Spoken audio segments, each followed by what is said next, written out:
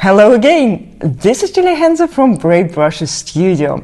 I hope you're feeling great, sketching a lot, and always happy to learn something new. Today I want to talk to you about a mistake that I often see in beginner sketches. And actually, not just beginners. And it's a mistake that makes your artwork look sloppy. I will show it in just a second, and I will also explain how to avoid this mistake. But before I do that, take a moment to like this video and subscribe to my channel so that more sketchers can learn about it and improve their sketches. Okay, here we go. Here are two sketches. Look at them carefully. Do you see any difference? I know these are very simple sketches, but the mistake is right there, staring at you. Can you see it? The sketch on the left looks a bit clumsy and not very engaging, while the sketch on the right looks cohesive and strong. Let's have a look at the difference in the painting process of both sketches. I started with the wrong way. I colored the objects first.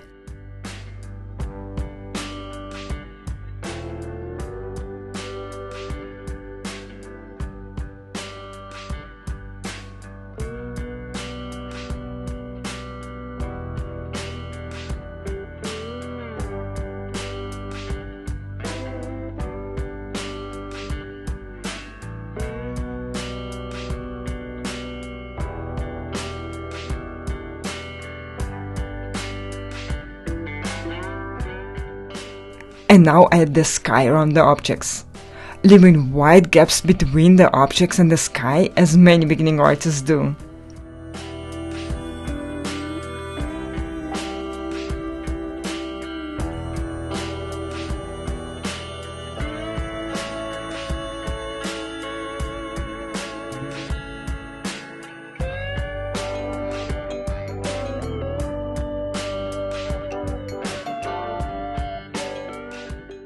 And some of them also add kind of wavy lines here and there. Please don't feel ashamed or offended if you do something like this. It's absolutely normal to make this mistake. A lot of beginning artists do this because they are afraid that colors blend together and they get a huge mess in their sketch. I have taught many students and I know that this is really true. Once you've painted the houses and the trees, you're worried that you will ruin them when you paint the sky. But let me show you another way that will make your sky look really great and give you 5 tips. It's a very easy fix. Once you know this, you will never make this mistake again. Let's take a look. Tip number 1. Use a large brush and paint large strokes to create a smooth wash. This brush is size 12, for example. Tip number 2. Paint the sky first and only then paint all the objects like houses, rooftops and trees.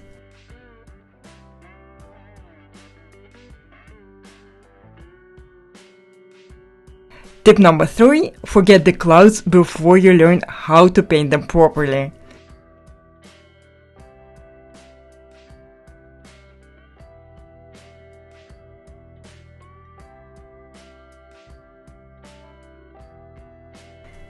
Tip number 4.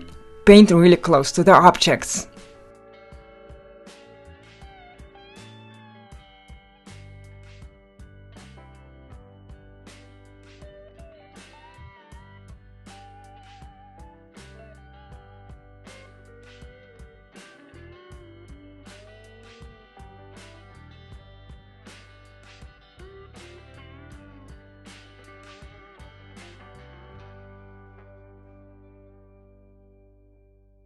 Tip number 5.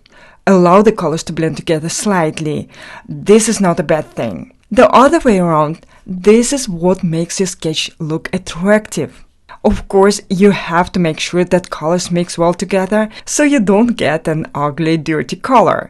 A little bit of color theory can help here, as well as some experimenting with colors.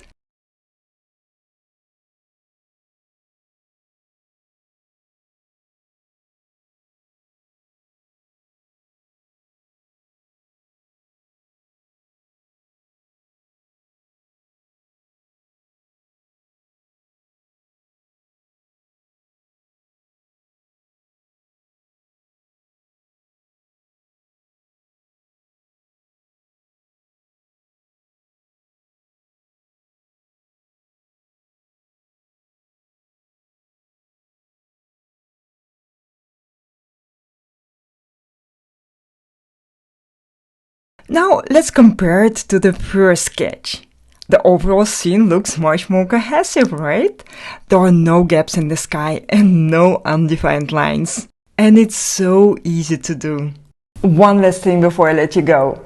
It often happens that you can't see your own mistakes, especially like in this case. You have no idea that you are doing something wrong. That's why it's important to get feedback from experts, teachers, and artists you admire. Brave Brush Studio, my membership for artists, provides lots of opportunities to get feedback in the Facebook group and at Q&A sessions. Plus, the lessons are designed in such a way that helps you build the necessary skills and avoid a lot of beginners' mistakes right from the start. If you're passionate about your sketching hobby, check out bravebrushes.com. Right now, we're working on greenery and oh my god, there are so many mistakes that I could help you avoid. Anyway, thanks for watching this and let me know in the comments if you have made this mistake before. If you like this video, there is a quick way to say thank you by buying me a coffee. Link in the description below. See you next week.